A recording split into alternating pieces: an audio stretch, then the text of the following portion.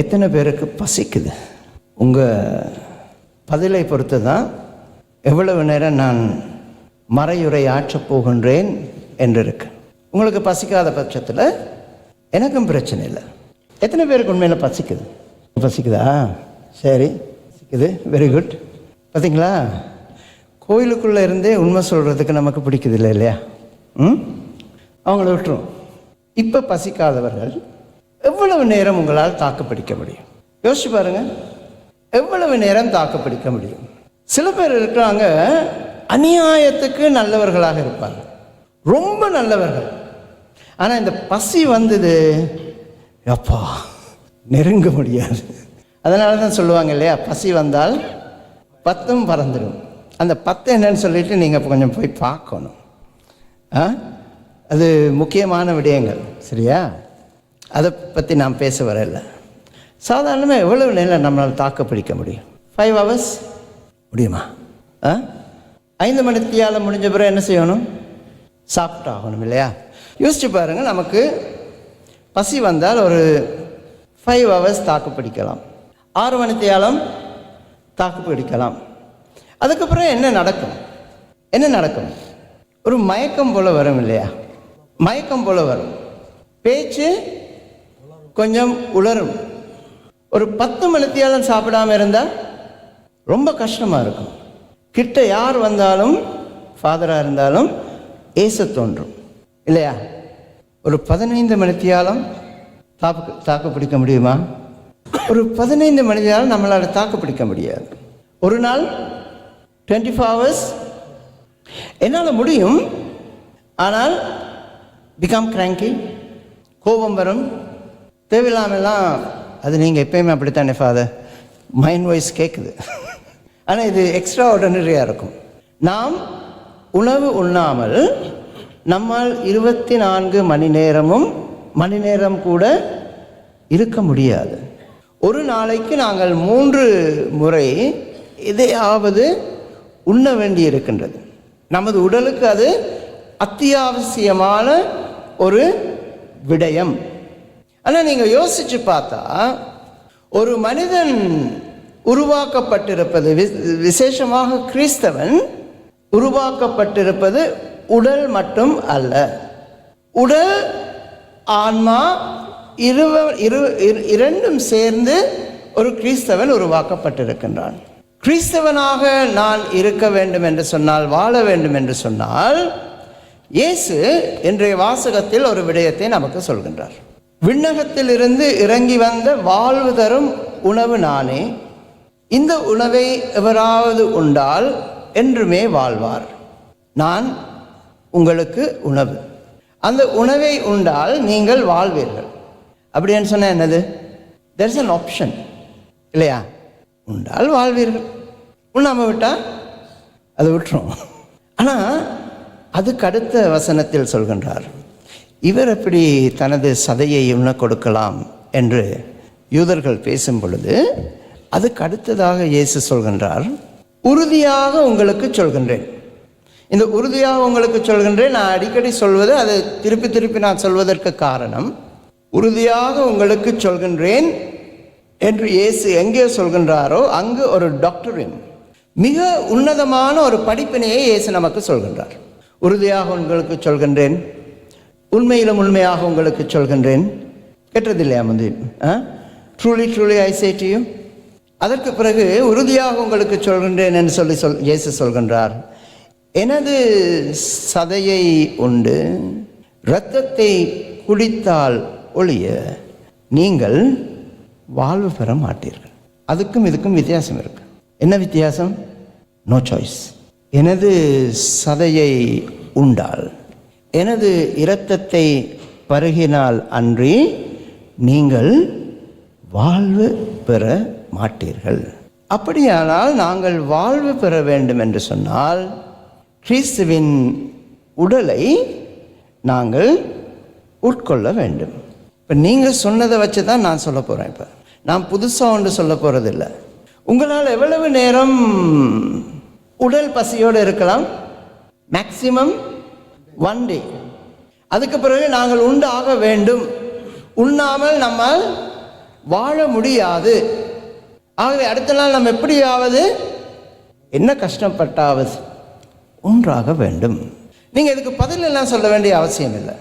It's a rhetorical question.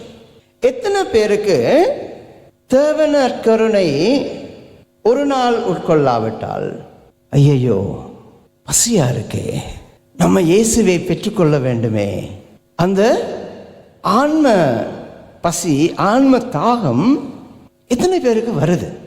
அந்த எண்ணம் எத்தனை பேருக்கு வருது? நீங்கள் உடல் ரீதியாக சொல்லும் பொழுது 24 hours கொடுத்துருக்கீங்க இல்லையா?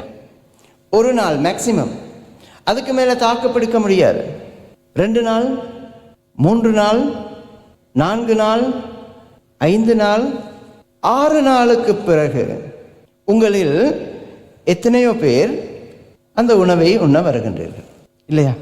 6 நாட்களுக்கு பிறகு அந்த உணவை உண்ண வருகின்றீர்கள். அந்த உணவை உண்ண வந்த பிறகு கூட அந்த முழு உணவு பரிமாற்றத்திலும் நம்மால் முழுமையாக பங்கு கொள்ள முடிவது இல்லை.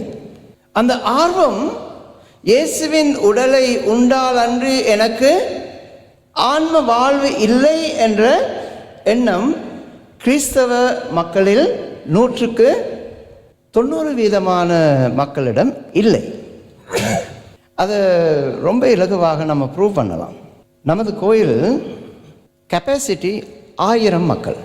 ரொம்ப சௌகரியமாக உட்கார்ந்து திருப்பலி பார்ப்பதற்கு 1000 மக்களால் முடியும்.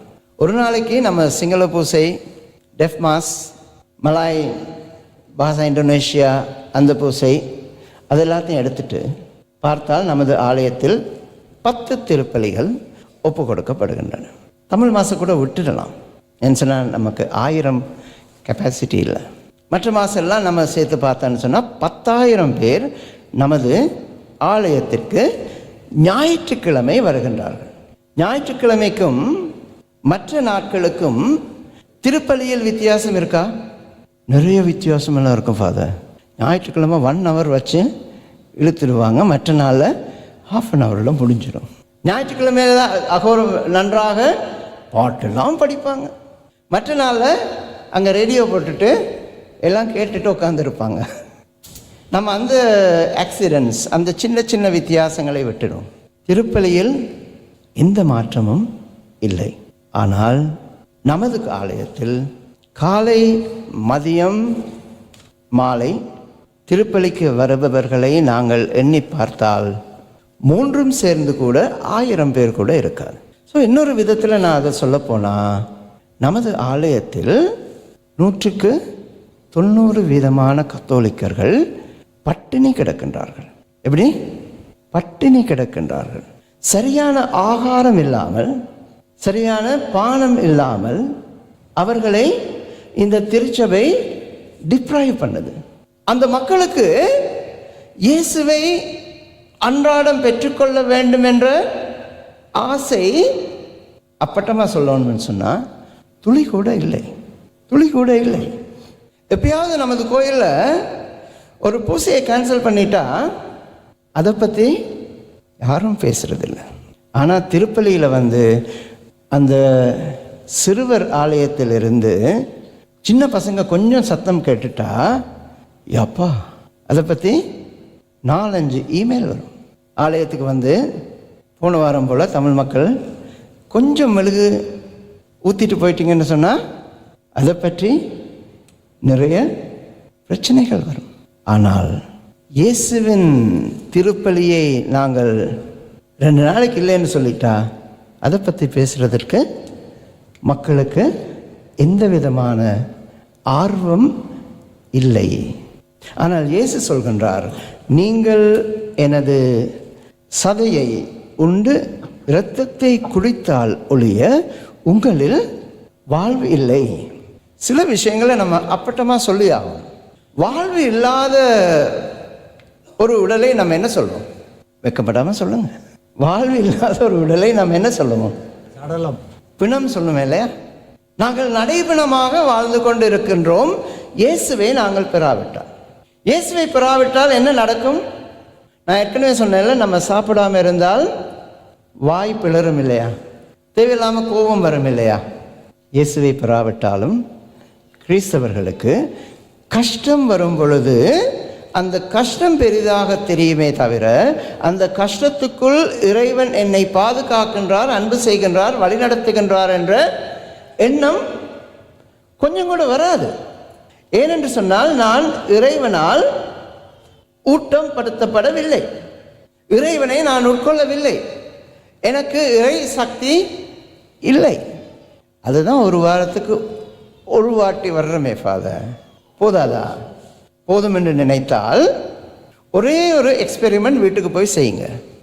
இன்றைக்கு எல்லாம் முடிஞ்ச பிறகு இன்றைக்கு நல்லா சாப்பிடுங்க.